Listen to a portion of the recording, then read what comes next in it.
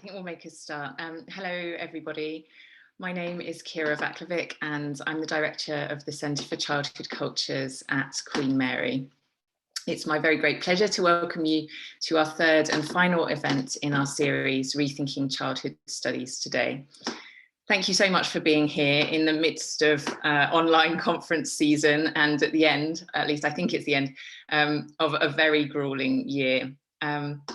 I'm going to begin just with a very quick word about the Centre and this series before introducing you to our speakers today. So the Centre for Childhood Cultures is a cross-faculty interdisciplinary centre drawing together the work of researchers at all career stages, which shares a focus on children's everyday lives and experiences. The centre is the home for a range of funded projects. So we have one at the moment funded by the British Academy on storytelling and COVID, and an AHRC network on children's dress.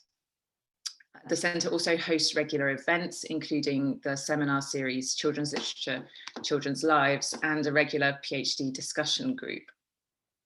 This particular series is supported by the Institute of the Humanities and Social Sciences at Queen Mary and has been masterminded by Rachel Bryant-Davies, a lecturer in comparative literature, and Hedi Viterbo in law, who I'll be introducing in a moment. The series is an opportunity for colleagues across Queen Mary and beyond to take stock and to look ahead at what research on and with children and childhood can become in the light of, amongst many other things, I guess, technological and methodological advances, and in response to urgent imperatives to decolonise, globalise and reframe. We've already welcomed Simon Sight of King's College London and Mara Guba of MIT in fascinating, wide-ranging and really lively discussions with CCC members. And we're delighted to continue and conclude this series today with another panel of leading speakers from Queen Mary and UCL. It's an opportunity for us to build connections between institutions and between disciplines. So our session today, the three panelists will be critically reflecting on policies that, quote, puts children first. My children on the way home, as I was discussing this, thought that this was a very good idea generally. So maybe, you know, that's the that could be one backdrop to this discussion. The discussion is going to be focusing on issues in child migration and youth justice policies specifically, but also considering possible implications for other child-related areas. So our speakers today are firstly Rachel Rosen, who is Associate Professor at the UCL Institute of Education. Her work is located at the intersections of sociology of childhood and materialist feminist thought, with a focus on unequal childhoods, migration and stratified social reproduction. She's the co-author of a book on adult-child relationships in early childhood research and the co-editor of two collections, one dealing with feminism and the politics of childhood, and the other with the subject of reimagining childhood studies. So an absolutely perfect speaker for our series. Hedi Viterbo is a lecturer in law at Queen Mary. His research examines legal issues concerning childhood, state violence, and sexuality from an interdisciplinary and global perspective.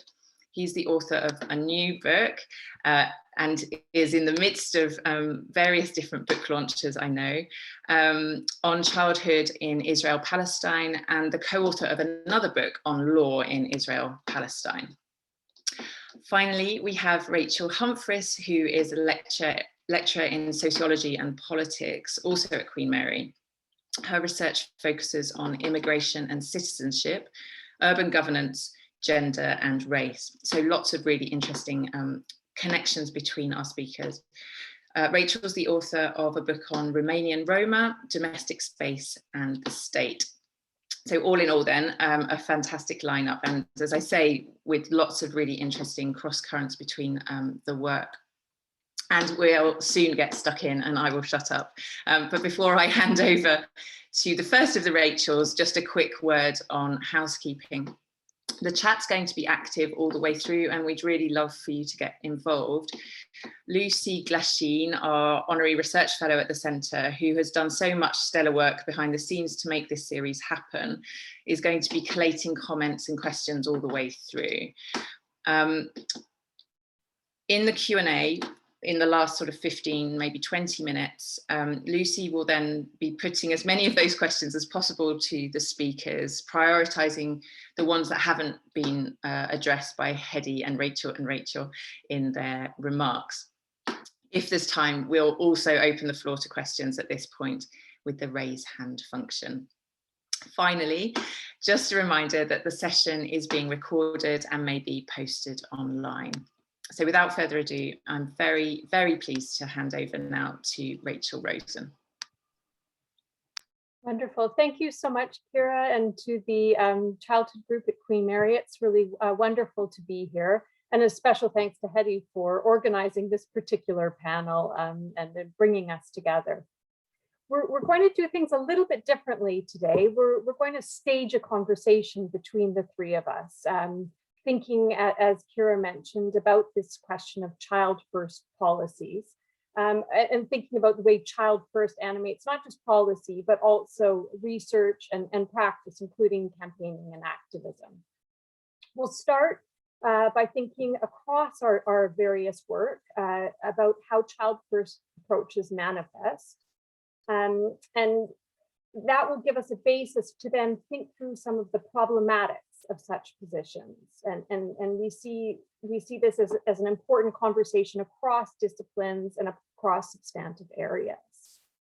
And this kind of evacuation of the child first policies is a way to, it's a necessary move, we think, to consider what should we be doing something differently, what might we be doing differently, and what would that look like? And that's sort of where we'll end up in our conversation. So without kind of further ado, let me situate this question of child first in relation to my own work. As Kira said, my own work focuses on unequal childhood, social reproduction, and migration in neoliberal border regimes. And more specifically, I look at the ways that the conditions in which life is made, lives are made, and made meaningful, the ways these conditions are stratified and bordered. And in turn, how children and their families, and particularly those in positions of precarious migranthood, the way they sustain and weather such stratifications, the way they evade or engage with borders, and the way they care and take solidaristic action. So one of the recurring issues that has come up in my work around precarious migranthood is the notion of child exceptionalism, or the idea that children have a particular ontological status, be this based on assumptions of their natural innocence, their essential vulnerability, or their necessary immaturity and lack of developmental or not yet development. And these assumptions, these ontological assumptions, in much popular discourse, render them deserving of particular and special forms of social and legal protection, which simply put, seeks to put them first in line for consideration and protection, which is, I assume, something that Kira's children were commenting on, that this was a good thing. And while we certainly have, I think there's certainly important concerns that get flagged up here around the treatment of children. There are, as I've already mentioned, some problematics with this particular positioning that we'll consider. For other scholars, while constructions of childhood vulnerability might be questioned and their essentialism unpacked, a concern with the negative conditions of subaltern childhoods, that whether this is being subject to violence, dispossession, domination, has also led academics, advocates, policymakers to take child first or exceptionalist positions. So taking the field of migration as an example, this comes up very obviously in an animating slogan for many people in the migration sector. And this slogan is child first, migrant second. It's been well over a decade since British migration scholar Heaven Crawley first used this phrase as a title for a paper she did for immigration law practitioners. And this policy paper pointed to the ways that children subject to immigration control in the UK were either excluded from provisions in Every Child Matters or the Children's Act, or that they were so marginalized from civil, institutional, and political life that they were unable to benefit from the provisions within these policy documents. This tension between a sort of formal commitment to equality for all children and the de facto and de jure limitation of rights through territorial, political, social, and everyday borders is what Nail calls an irreconcilable contradiction that lies at the heart of liberal capitalist states. And so in response to this challenge, emanating from this contradiction, Crawley's paper makes a series of policy recommendations focused on reorienting professional practice and state policies to ensure that the rights and protections and provisions designated for children will be available to all children, regardless of their immigration status. And it's this sentiment, a commitment to the universality of children's rights over and above borders and immigration concerns, that's captured by that slogan, child first, migrant second. Now, although Crawley, to my knowledge, was the first one to use this particular slogan, it coalesced a long-held set of beliefs and practices amongst children's charities in the immigration sector. And it's also now widely accepted and embedded at all levels. So we have the UN High Commissioner for Human Rights saying international law provides that all children be seen and protected as children first and foremost, rather than letting their migratory status dictate their access to provision and protection and assistance. We have this sentiment being rehearsed again in the House of Lords in the UK, and also in academic research. So Hopkins and Hill, for example, in their commitment to unaccompanied migrant children and improving their lives, they say, a key conclusion of our research was that unaccompanied minors should be regarded as children first and foremost, rather than asylum seekers, since taking such a perspective radically changes people's perceptions of them. So while these child-first approaches often emanate from well-meaning places, they're an effort in the case of my research area, an effort to ensure that migrant children are accorded basic human rights. I have a lot to say about the ontological and epistemological problematics of this position. But before I do so, I'd like to bring Rachel and Hedi into the conversation. So Rachel, starting with you, I know your work is also primarily in migration studies or citizenship studies. So I suspect that you encounter similar ways that child-first policies get articulated. But I wonder if there are some distinctive formulations that arise given your focus on Roma children and Roma communities. Well, yeah, thanks so much for that question, Rachel, and also thank you for laying out so brilliantly like the landscape of what we hope to talk about. Yeah, when thinking about child first, and I obviously think about this child first, migrant second, and that arose very prominently for me, not just with Roma children, but another part of my work that is around unaccompanied asylum seeking children in the UK, and particularly when they age out of the Children's Act. So thinking about what happens when they're 19, 20, 21, and in that kind of limbo of care leavers, but not yet children, when the full force of the hostile environment that we now have in the UK sort of lands on them. But that's maybe something that we can also sort of excavate a bit more in the questions, but I will focus mostly on Roma children. And just to say that I'm an anthropologist by training, so the work that I did with Roma families was living with 3 extended Roma families in Luton in UK, very exotic place for anthropological fieldwork, and also kind of traveling around with them when they went home, for example, to mostly the border with Moldova and Romania. So I suppose that the first thing I want to say is that in the UK, what really struck me was Roma families really kind of come to the visibility of the state through their children.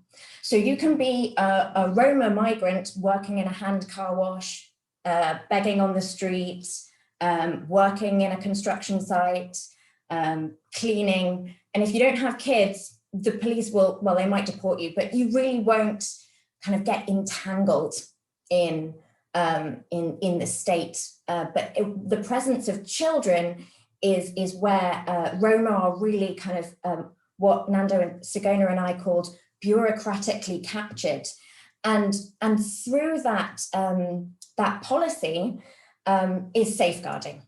And safeguarding puts children first, and it also separates children from their families.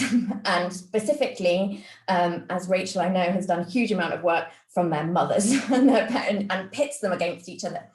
And sidelines fathers, of course, that has complete other gendered implications. So a few things to say about that. So first, I think the Roma children do a few things.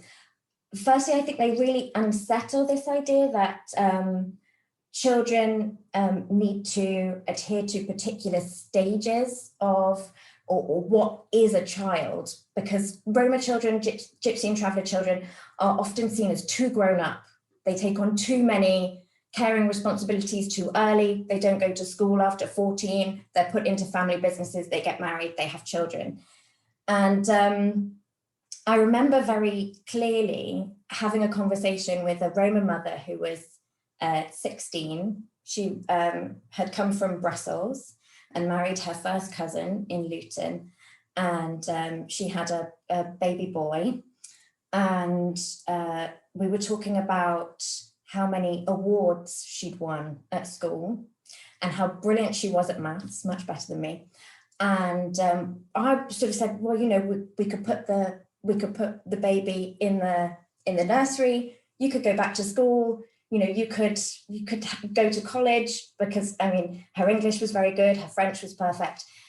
And she just sort of said, well, why? What route is that? Why would I want to, you know, just really kind of questioning me on why that would even be a good idea of investing in education, staying at home, looking after, and I'm not putting a judgment on either, but I think what it shows is like when you think about the racialized structures in which Roma live, putting these kinds of developmental stages on childhood and investing in certain things just didn't make any sense.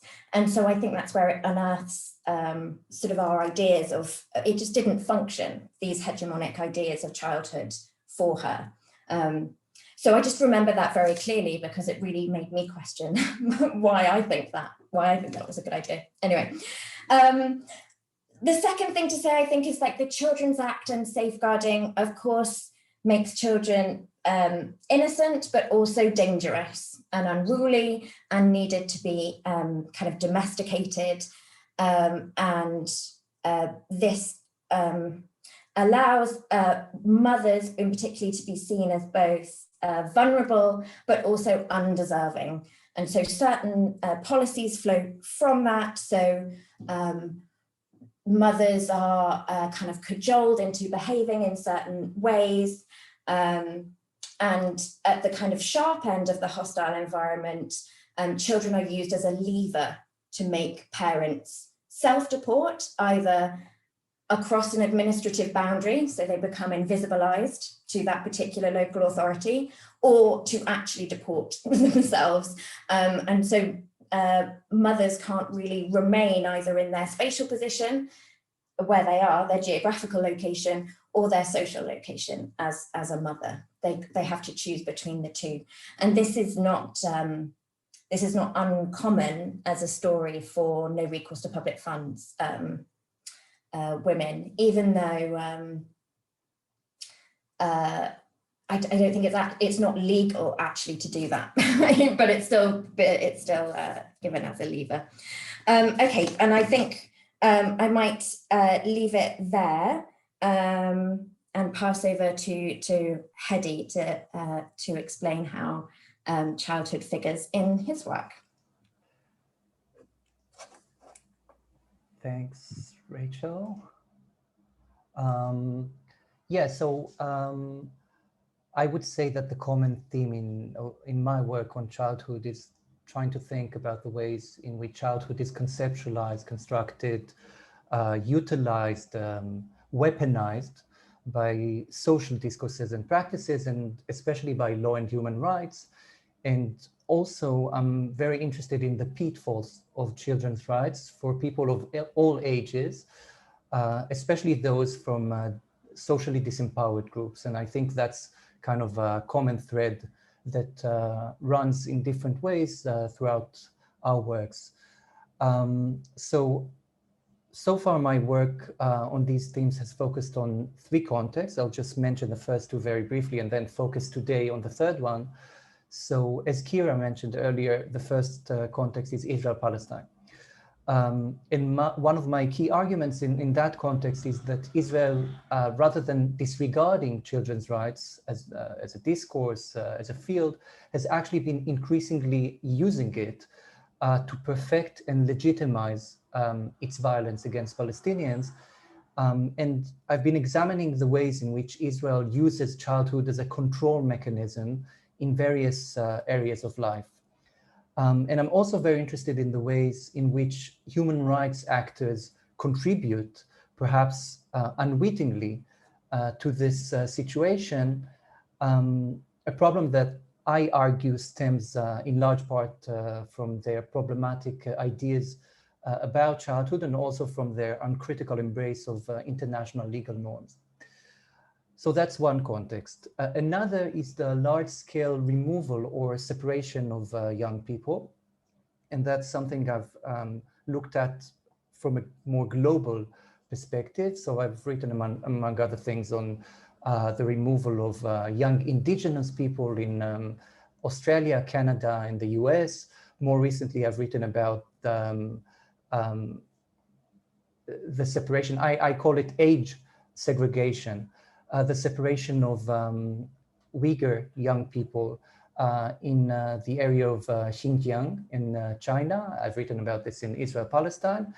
And one of the things I identify across all of these settings is that the removal of children has been justified by its advocates as something that is done in the name of the child's best interests.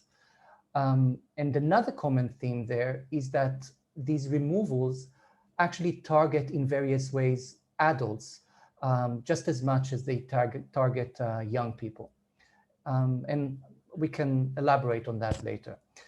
But what I want to focus on today is children's first policies as they manifest themselves in the youth justice context. And I'll be focusing mostly on the UK, but this is symptomatic of trends in other countries as well. So just to clarify what these policies actually look like, I'll give you a few quotes from publications of the Youth Justice Board. The Youth Justice Board is a public body that was established in 1998 to monitor the operation of the youth justice system in England and Wales. So here are a couple of representative quotes of this discourse from their very recent publications. I'm quoting. Children need to be treated as children. We are committed to ensuring that children are treated as children first and offenders second. And here's another quote, children, not offenders. That's a title in one of the publication sections. And here's a longer quote. A child first, offender second approach means that all youth justice services should prioritize the best interests of children. And in this approach, all work is child-focused and developmentally informed. Youth justice services should also promote a childhood removed from the justice system using preemptive prevention, diversion, and minimal intervention.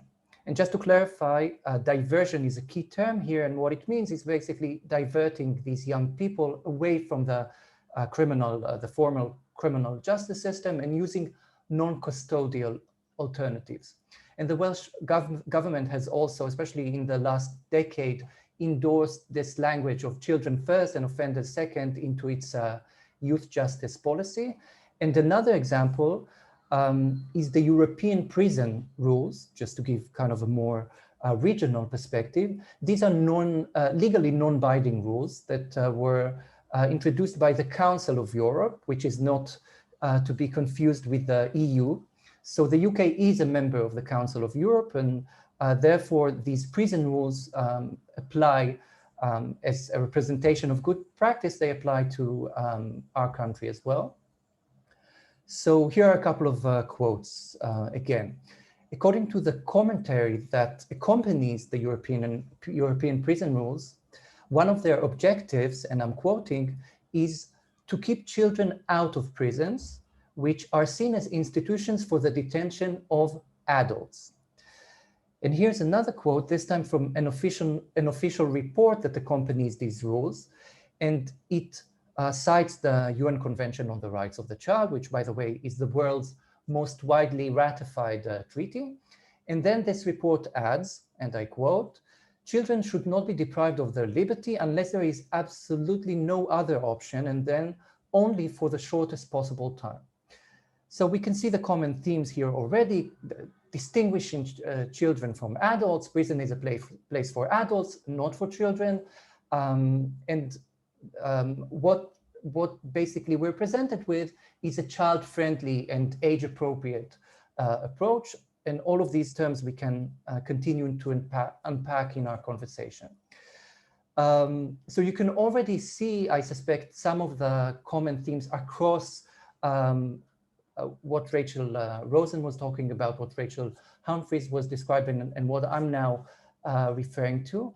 I'll just mention that I was focusing on discourse so far, but in terms of reality, even though this rhetoric, critics would argue, hasn't been really implemented by the government, we have seen over the past 2 decades the youth imprisonment rate continuously shrinking. And interestingly, and this is key to my criticism, the imprisonment rate for adults has remained fairly stable. So I think all of that takes us now to the next stage in our discussion, which is really thinking more explicitly and directly about the key pitfalls or issues or problematic effects of child first in the various contexts that each of us has been working on. So I'll just mention a few and then hand over to both Rachels. So I think Rachel Rosen really saved me a lot of time by talking about, I think, Rachel, you referred to this as the exceptionalism surrounding childhood. A term that I've been using is age essentialism, and you also referred to essentialism. I think most people, or many people in the audience, probably familiar with this term. It basically means the assumption that our society consists of different types of people or different groups of people, and that each group has an inherent essence. So by age essentialism, what I'm referring to specifically, as you can gather, is this notion that society is just naturally divided or naturally consists of children. There's this natural thing called children, then there are adults, and there are inherent traits that come for each of these groups. And Rachel has mentioned, I think both of you have actually mentioned these different traits. Obviously, discourses about childhood are not always coherent. So we do see different representations of childhood, but I do think there's an archetypal child which is perceived as, in a certain way, as vulnerable, dependent, impulsive, problematic in certain contexts. And as Rachel Humphris mentioned, that also means that some young people are not really children in the sense of what normal childhood is expected to look like. So one issue, I think, is age essentialism. More specifically in the context of youth justice, I think an additional problem is that when we talk about children as a single category, effectively, from a legal standpoint, we're talking about all under 18s as children. Now, the reality is that across the world, preteens, let alone toddlers, are very rarely sent to prison. That's very rare, even when there are no minimum ages of criminal responsibility. It's just very uncommon. So effectively, when we're presented with these ideas about children, quote unquote, what we're really, the real story is about teenagers who are presented as deeply and inherently different from those who in some cases are just 1 year older than them.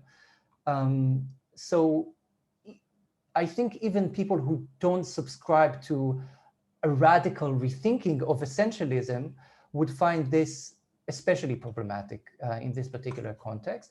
Obviously, treating all adults as one category is no less problematic, and we can talk about that later. Another issue, which I've been very interested in my work, is the pitfalls for those we classify as adults. As I mentioned briefly earlier, I'm really interested in the way in which child rights as a discourse is no less interested in those who are defined as adults than children. And in the literature, there's a lot of criticism of the way in which the adults who are parents or have other direct responsibilities over children are governed.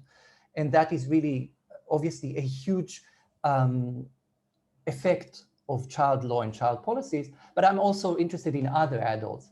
So for example, adult people in prison.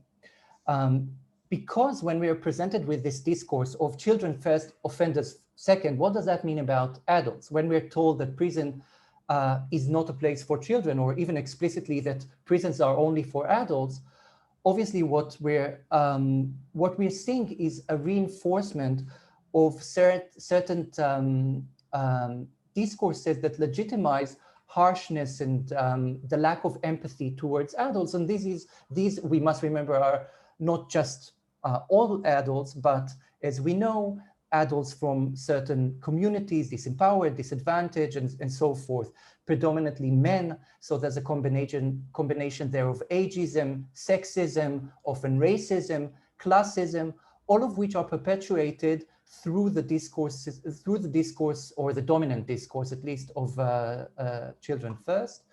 And we do need to remember that more than 99% of imprisoned people in this country are classified as adults.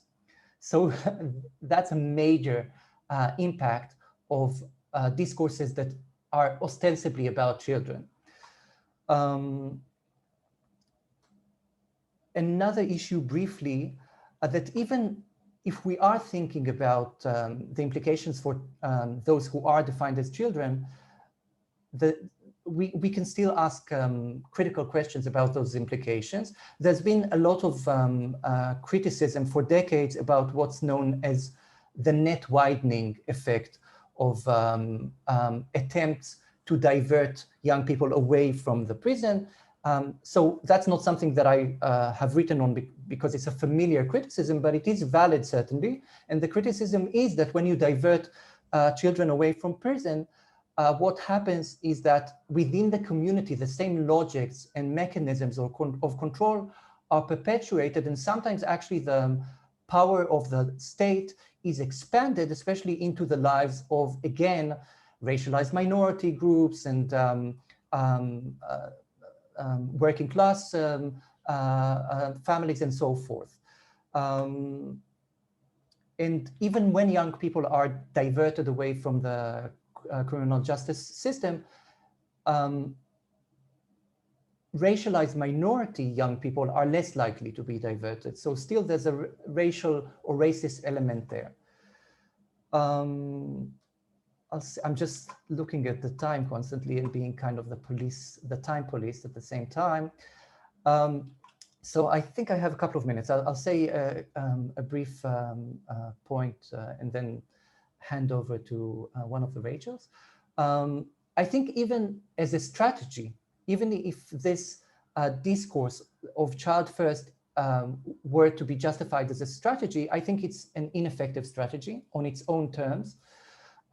If we look at essentialism more broadly, there's a lot of academic criticism of how strategic essentialism, which is meant to be temporary and confined, ends up entrenching essentialist ideas without actually addressing in a significant way the root causes of injustice that are based on people's identity markers.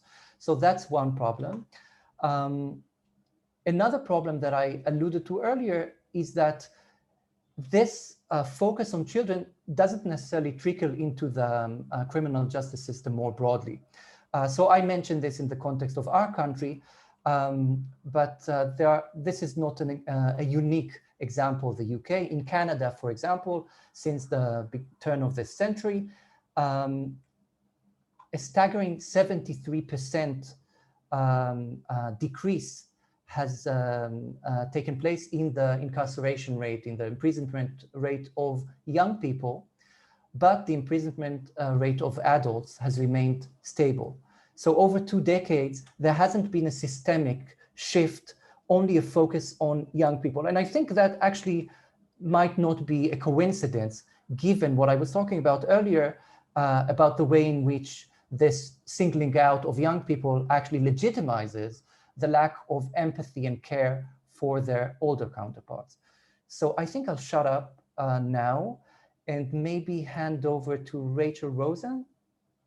If you could speak a bit about the pitfalls of these discourses as you see them. Yeah, thanks, Hedi. Right, so I mean, I think there are so many parallels, and that's one of the things that's been interesting as we've been preparing for this seminar, is discussing across quite different contexts, in different substantive issues, how many parallels there are. I mean, you spoke about the pitfalls of essentialism, and I think that we can see that really clearly in the migration sector around child and family migration. What happens when the child is reified in such a manner? There's a couple of points that I wanted to pick up on to add to what you were saying here.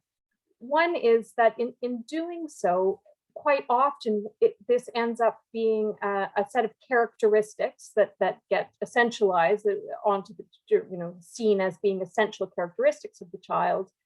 Quite often these are quite infantilizing, insulting, demeaning. And yet, in order to make the child first, migrant second, or child not prisoner work, advocates need to shore up the boundaries of the child. They need to figure out and participate in ways of asserting that somebody's child status. And in doing so, I think they get caught up in these processes of infantilizing children and young people. So just to give you some examples, I mean, one of the things that happens in the UK and in many other countries is a process of age assessment, which Rachel mentioned briefly. So this is to try the Home Office tries to prove that young people are over 18 as a way to deny them their rights that are accorded to them through the Children's Act and in the ways in which the Convention on the Rights of the Child has been brought into UK law. And so when age assessment happens, many advocates, on the other hand, are try to work with the idea that we need to believe children first and foremost, and we need to support children's claims that they are children. So various processes occur, but one of the things that happens is that advocates or people who are working as support workers are asked to write letters in support of a child or young person's age claim. And in our research, one of the things that we're finding is that people in order to make the claims believable and workable, people will stress things like this young person is really, they're very immature, they're very impulsive, they love clothes, and they get upset really easily, and they don't know how to make decisions. So they end up repeating a series of quite derogatory comments about young people in order to prove their child's status. So they end up participating in that kind of social marginalization of children and infantilizing of children and young people with the best of intentions quite often. I think also then people get bound up in the more technical biopolitical ways of assessing age or making, so not just shoring up the boundaries of the child, but producing the child. So there are various forms of age assessment that have been used across Europe, including X-rays, X-ray technologies to look at bone density and structure, dental X-rays, in some quite very invasive cases, looking at pubic hair, facial hair, and other forms of bodily markers which are expected to prove child status. So this has obviously kind of really significant political and ethical implications for young people. But I think it also has conceptual implications because it reproduces this idea that Hedi has talked about, that there is this strict boundary between child and adult, and that while the boundary might be contested, the idea that we can draw this sharp division between these two groups gets shored up.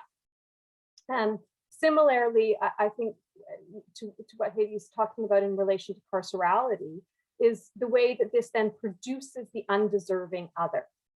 So in producing child first as the exceptional character, the one who is deserving because of their vulnerability, innocence, their purported vulnerability, innocence, and so forth, we get the other. It inevitably produces the other, who is at once the aged up, aged out child. So the deserving child can within one day become the undeserving adult.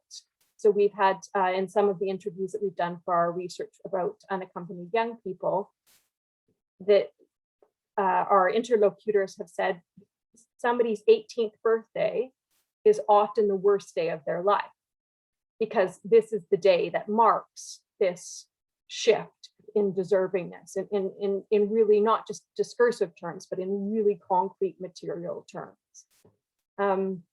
So children are, and young people are unchilded, to use Kevorkian's term. They're aged up or aged out, as Erica Miners talks about in relation to the prison industrial complex in the US. But it also produces the undeserving, dehumanized adult migrant. And I think Hedi talked about this in relation to prison and justice contexts. And a very, very similar thing happens within the migration sector. And so we see in popular discourse and in policy discourse, for example, parents being blamed for sending their children off into dangerous conditions to migrate. Or allowing them to take these impulsive decisions to migrate. So this figure of the child and the child first allows for a violence, a bordering against adults. And I think Hedi's term about the sort of the violence of this figure is really an important one. And I think it does something else, which is that it can effectively make children's lives harder. So while purporting to improve the lives of children by separating them from adults, by rendering adults undeserving, quite often this puts children into even more precarious conditions.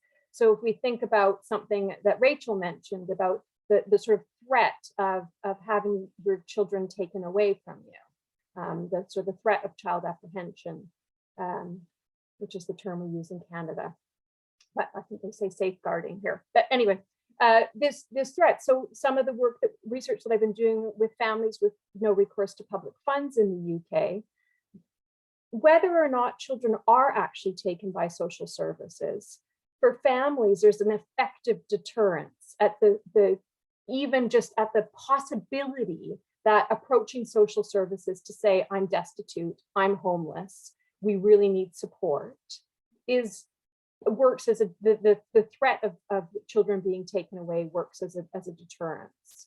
And so I think all of these ways in which the deserving child produces the undeserving adult, in the end mean that children's lives aren't improved, because those with whom they live their lives, often adults, are rendered undeserving and often in untenable positions.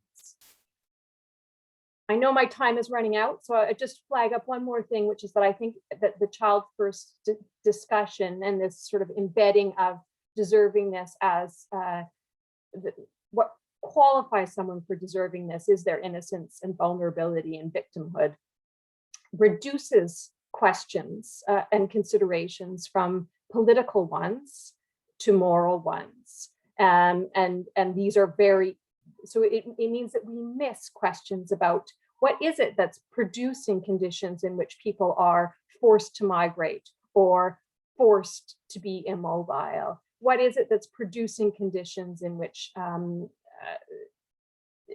these conditions of dispossession, of extractivism, and so forth?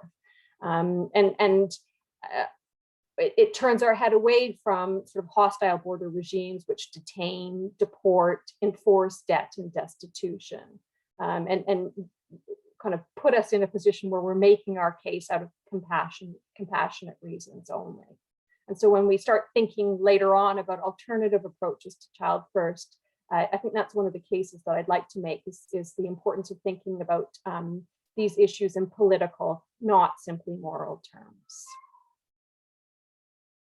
Rachel, do you want to come in on this?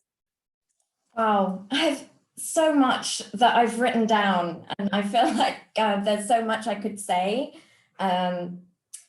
Okay, so I will try and build on some of the things that you've said. Just to say, I'm loving this conversation so much. I'm so glad that we're doing this. And I absolutely agree, like this shift to morality, not politics, compassion and like gratitude instead of entitlements and rights. I mean, I know that the rights-based discourse has its own problematic, but I think it's very much in line with kind of this privatization, making everything, Lauren Ballant, like in cultural studies, kind of like this privatization of the national public kind of thing. Anyway, it set off a lot of thoughts around that. And when you were talking about age assessment and those letters, Rachel, I mean, I feel like we need to have another conversation about that, because, I mean, of course, those letters, like, I feel like the people who write those letters are really between a rock and a hard place, because on one hand, they have to show that these children are children, but on the other hand, they, say things like they're impulsive and they don't make decisions and they hate going to school, they're bad getting up in the morning, these kinds of things.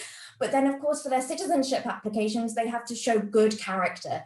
And so these same teachers are put in a position of having to show that these students are very responsible. They are ideal, going to become wonderful citizens that are going to, go and start businesses or become scientists and engineers, this kind of thing. So I think what that leads me to, which is a point that I was going to make in this section, is that really, I think what is underpinning all of this, and it's come up in so many different ways throughout this conversation, is that child first policies don't put children first, quite obviously.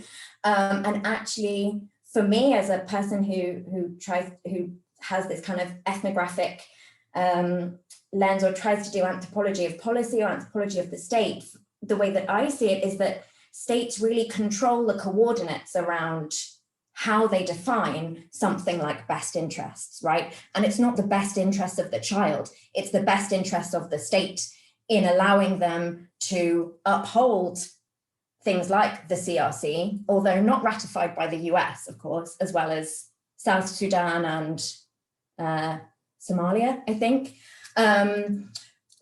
On one hand, so, you have the liberal democratic, we are upholding our rights, whilst also these are others, they're racialized others, we need to get them away, we need to deport them. And so the way that, to bring up again this term bureaucratic capture, because it's how I've thought about these things, but I'm sure there are much better or other ways of thinking about it. It's how these coordinates are reworked around best interests. So is it in the best interests, like for the child to be deported with their family when their family gets deported? That's in their best interest.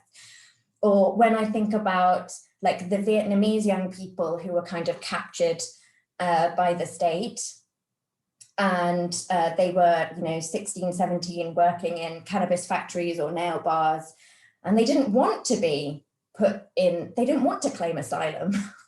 They had no reason to claim asylum. They wanted to work, but there is no structure, there's no policy. You're in Section 17 support and you apply for asylum. And I think that shows how, to think about, maybe this is too anthropology of the state, but like we have this idea that policies are just constructed and they make meaning and there are gaps, and sometimes best we can use the lens of childhood to show the inconsistencies, the tensions, and kind of how these child first best interests ideas make no sense and are contradictory and are certainly not good for children. And the other thing I just wanted to say very quickly, I realized the time has gone so quickly. Where has the time gone? I just want to bring up one thing about how we can use maybe childhood. Obviously it's quite interesting the way, of course, childhood is produced in relation to adulthood, right? It's a dichotomy that I think we've been exploring, but also how we can use childhood as a lens or as a tool to excavate certain kinds of violences. So I think back to this case, you may not remember, Maria, the Roma child in Greece, this was in 2013, who had been said to have been abducted by a Roma family. Of course, I should have mentioned Roma mothers both are known. There are these myths that they both sell their children and they steal other people's children, which I think using childhood there as the lens through which to see how we're really constructing Roma, as the despicable, the absolute despicable. And we use children then as a myth to recreate that idea.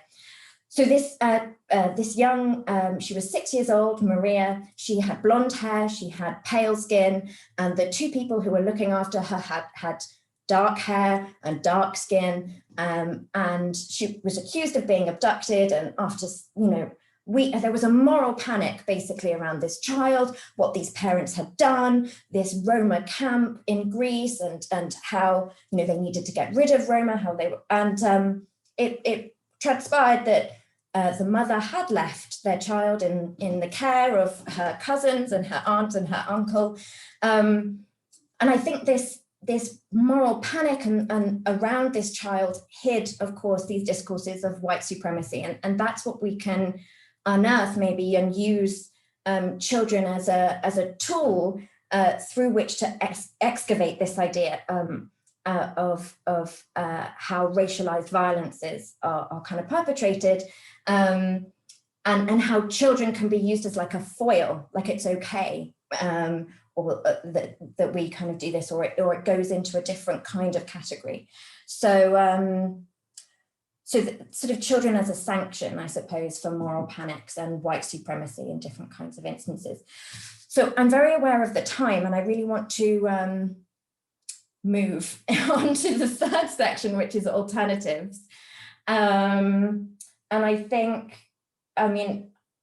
this is going to be a bit free flowing, so we're not going to go in sort of blocks. So maybe I just open it out, but to say some things around what I sort of think about. And it all depends on different strategies and where we do this, where the alternatives are located, I think.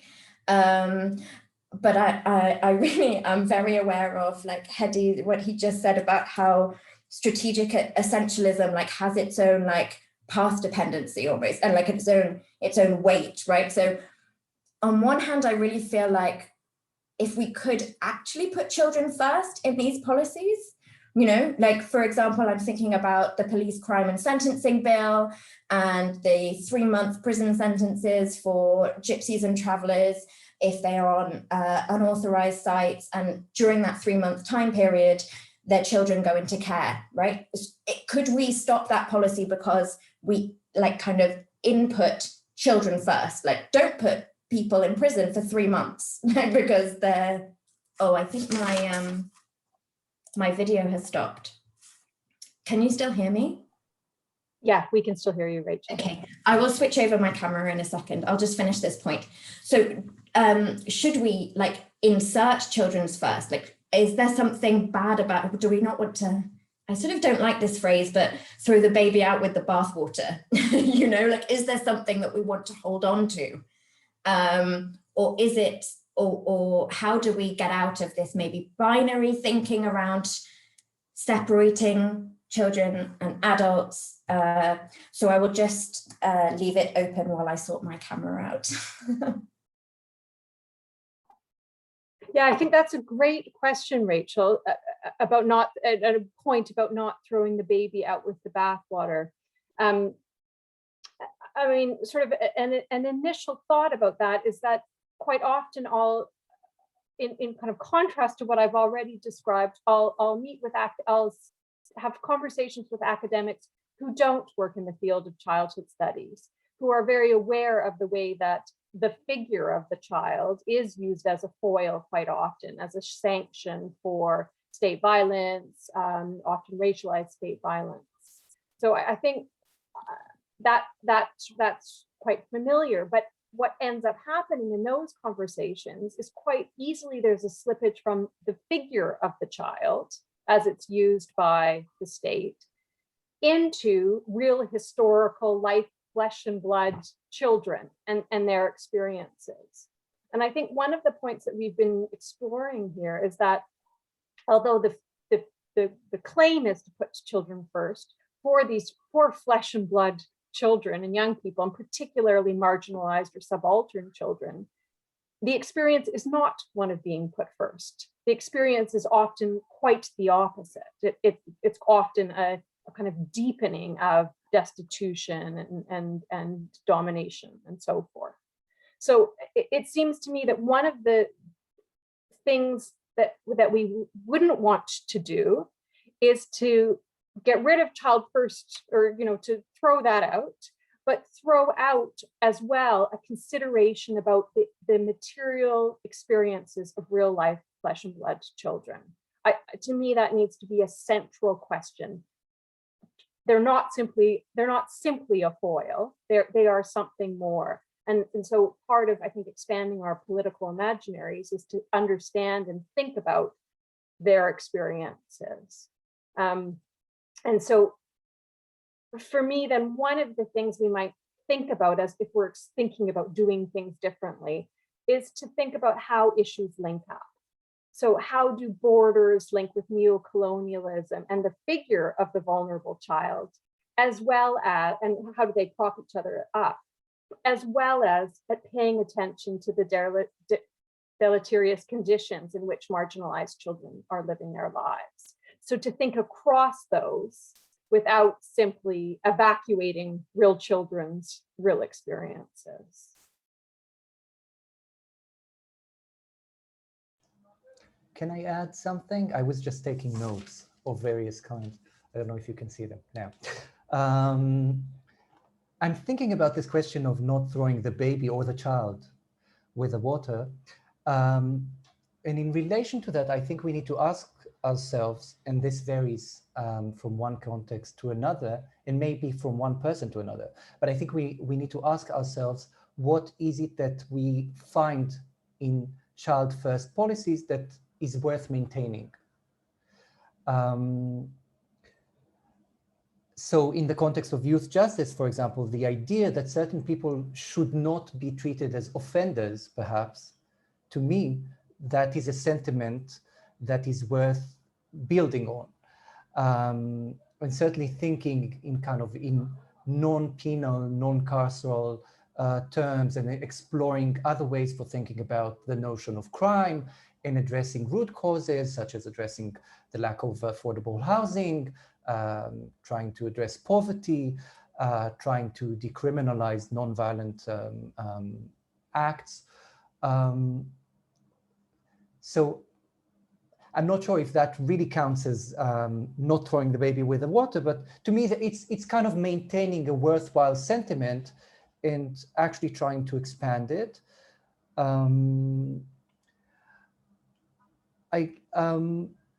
I think there's kind of a broader question about, again, going back to not throwing the baby with the water. In child-first policies, there's more broadly this concern about vulnerability, wanting to protect the vulnerable. And I think we need to ask ourselves, first of all, whether we want to reconceptualize vulnerability in a way that goes beyond age. And I think that speaks to the different issues and contexts we've all been talking about, and how kind of thinking of age as a proxy for agency, for capacity, for vulnerability, just doesn't work really.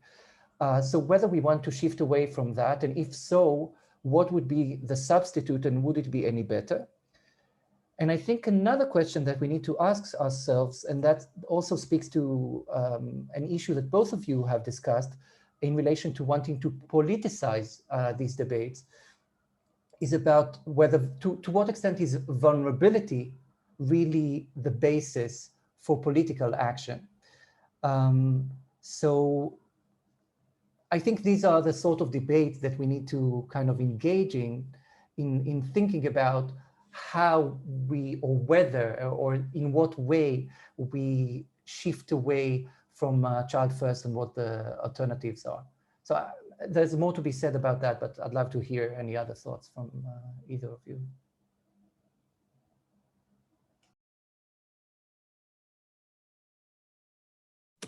I feel like it's sort of coming round to me because of the way that this is set up.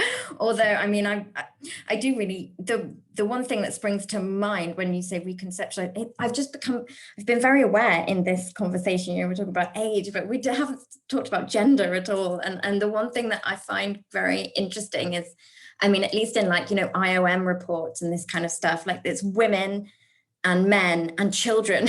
You know, children are like degendered. So, and particularly when, so I mean, I don't really know whether that's an anything to do with alternatives. It's just a point that, and I think it probably is very key, right? Particularly when thinking about the carceral state, because we all know how gendered that is, and I'm sure like the people who the youth who do get imprisoned, I imagine, are mostly men, but that's boys, you know, but that's an assumption. I don't know. I don't know whether I have, because for me, like when working with alternatives, I'm sort of thinking about like practical strategies, you know, and I'm aware that yes, people do find the one time when I know that there was a sort of successful expansion from working with youth first that then got kind of expanded to a wider population within the San Francisco Sanctuary Ordinance in 2008, which was first due process for youth and then became due process for all. So it was able to piggyback across that kind of dependency, path dependency of strategic essentialism. But I don't know, I think that was part of a wider kind of, it was in the intention from the beginning, you know, that you do the youth first and then you build on it. And maybe if it's in the intention of the activism, then maybe that is a place in which you can build it. But I don't know.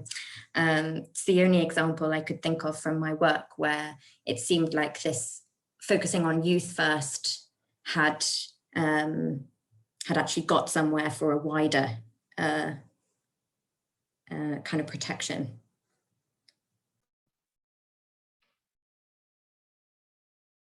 I mean, I think in some ways I'm thinking about what you've just said, Rachel, in connection with Hedi's point about we need to think about what we like or what's important from child first policies. And I think there is something else about we could also, or it would be important to also think about why child first policies resonate, which I slightly take to be your point, Rachel, is that maybe there's a reason why these are good approaches.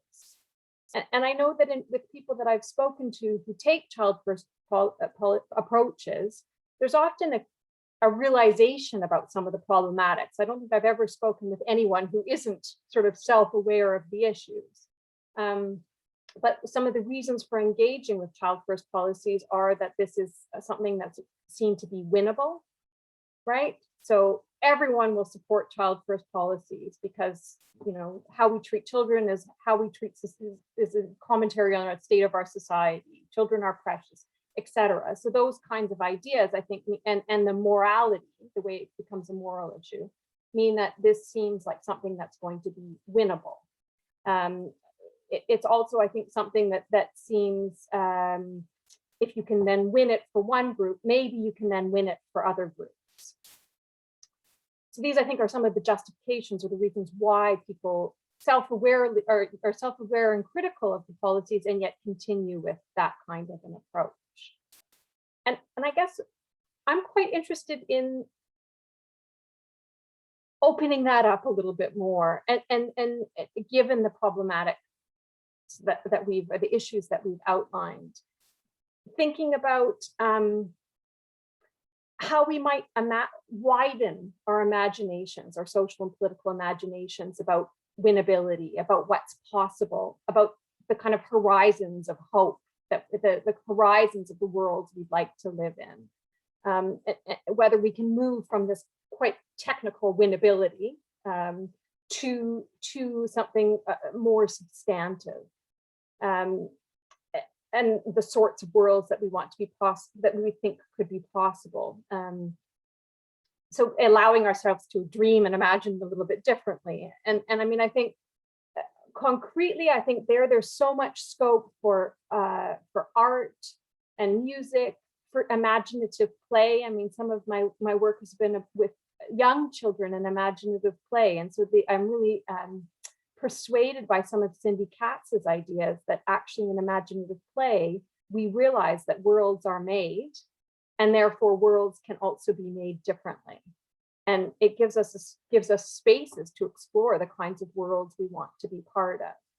So I think there's something about the kind of concrete practices of doing things otherwise, of being otherwise, of imagining otherwise, of expanding these horizons of possibility that I find really compelling and interesting, and particularly when they're tied into social movements. So social movements that are concerned with these sort of linking up with these broader issues. So the broader issues around border regimes, around the carceral state, and challenging those at the same time as imagining other horizons of possibility.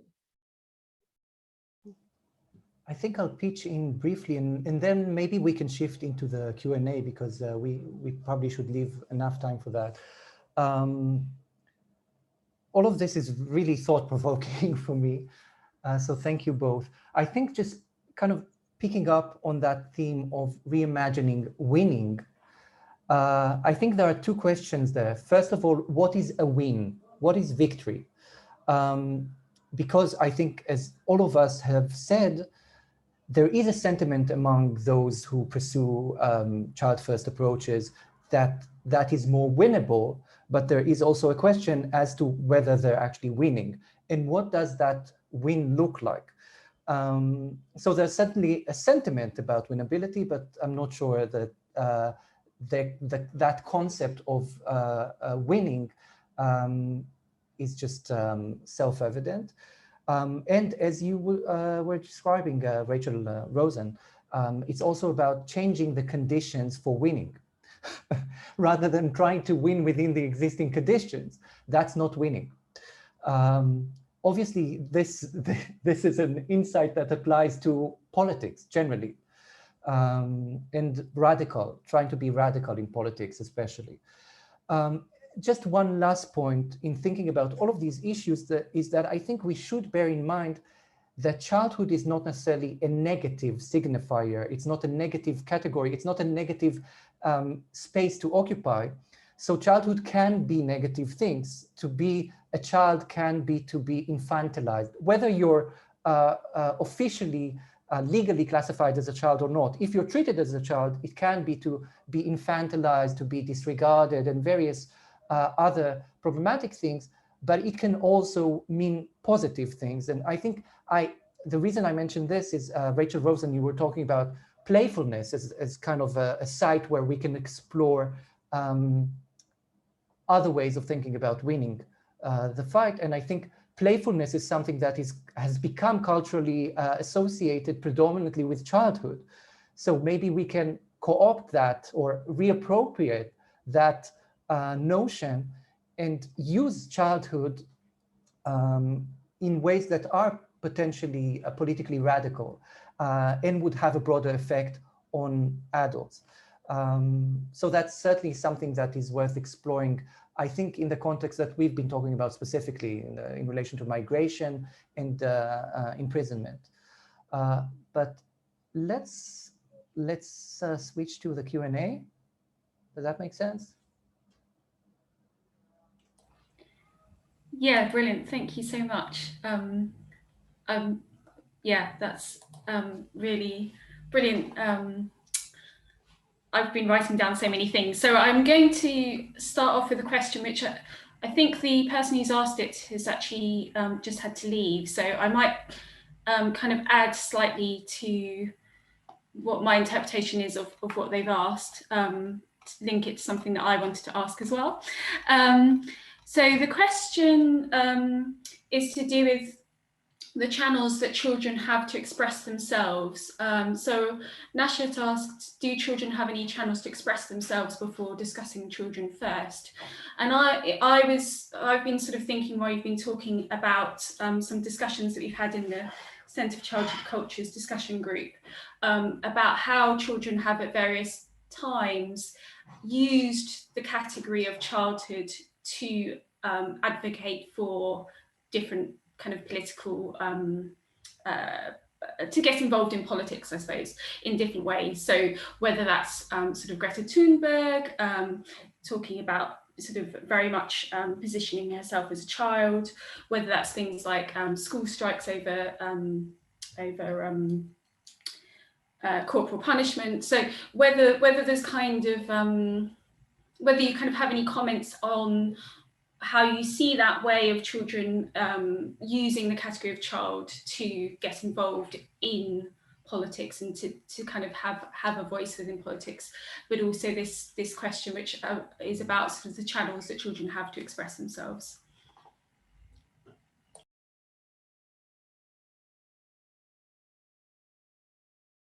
I guess that's to all of you. I mean, there's a sort of irony in that for young people who've come to the UK alone, quite often, as we've discussed, I mean, getting recognized to have the status, the legal status of childhood is, I mean, the difference between, can be the difference between life and destitution, life and deportation.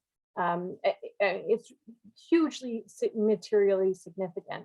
And yet for a lot of the young people that I've done research with, they don't see themselves, they don't call themselves children. That's a category that actually doesn't apply for so many reasons. You know, one is, I think, something that Hedi writes a lot about, which is about the legal fetishism of age. So the idea that childhood ends at this strict 18 border, whereas we know through these young people's experiences or kind of more broadly that through research that childhood is understood and made meaningful in so many different ways. And often just the act of migration itself is seen for many communities as a marker of the transition to social adulthood.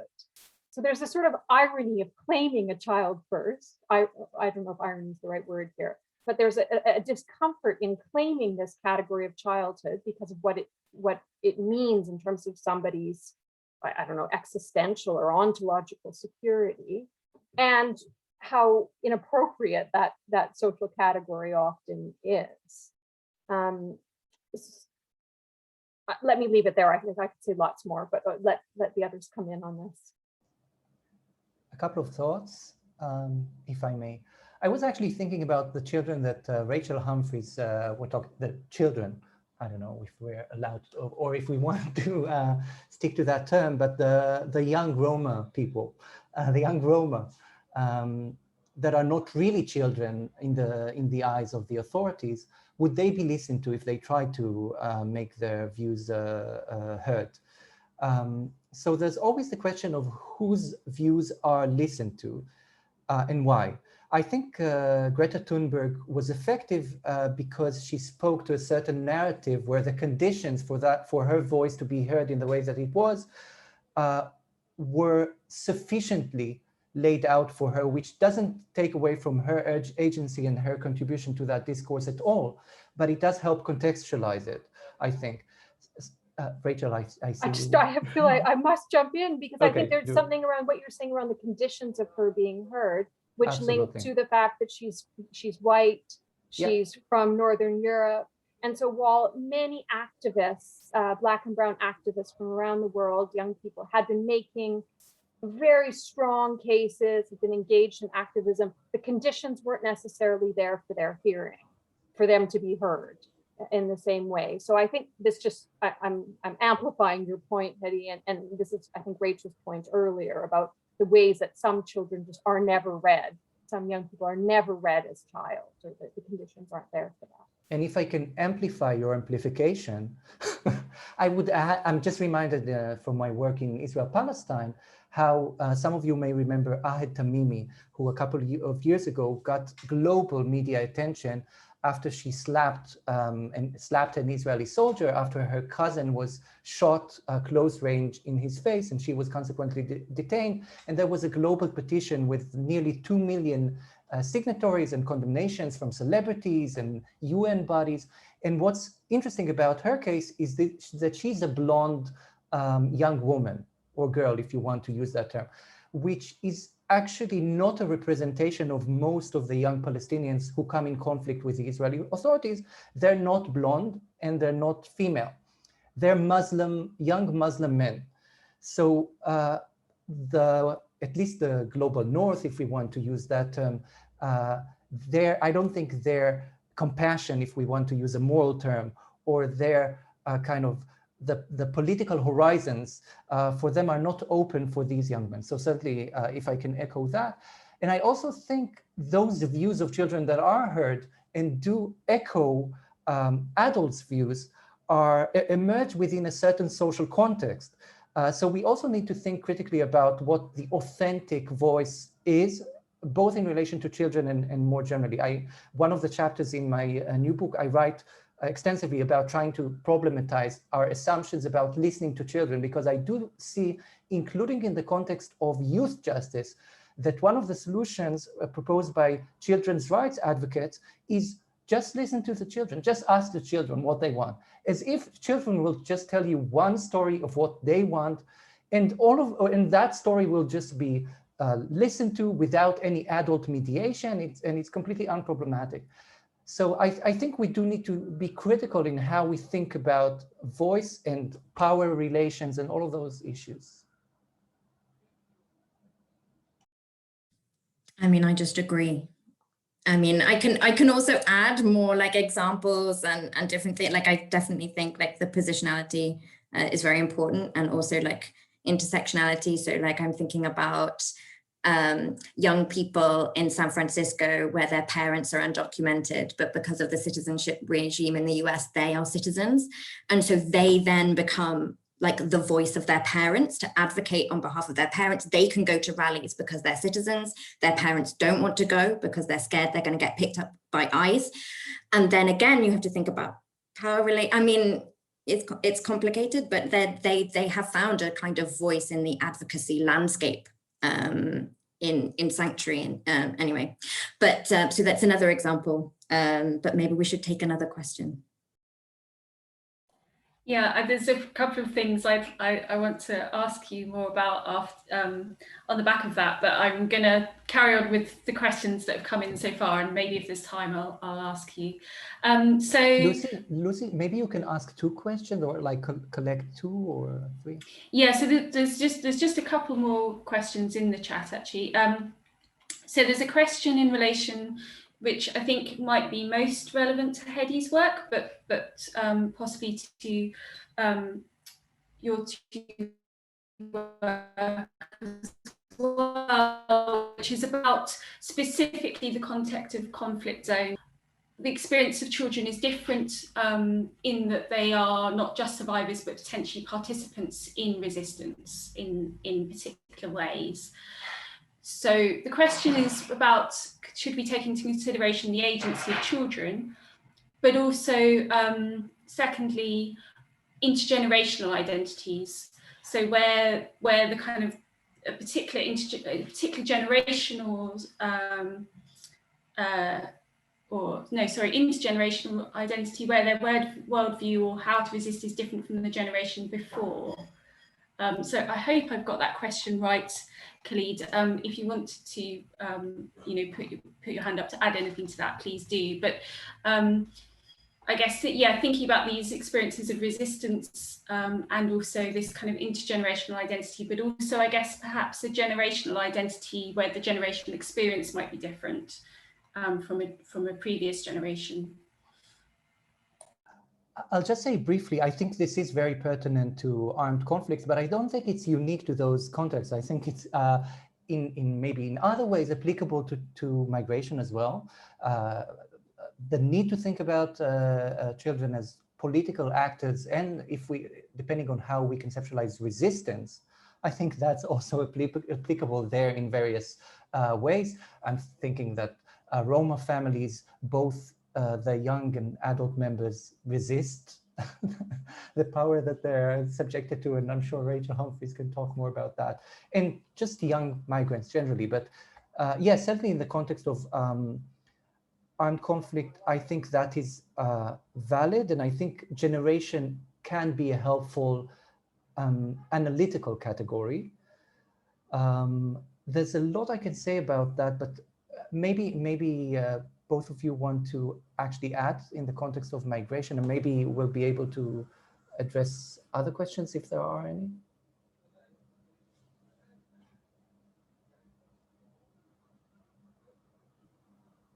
Should I go, Rachel? I don't know. Yeah. Okay. Yes. I'm not going to start talking about Roma resistance. I feel like that's enormous.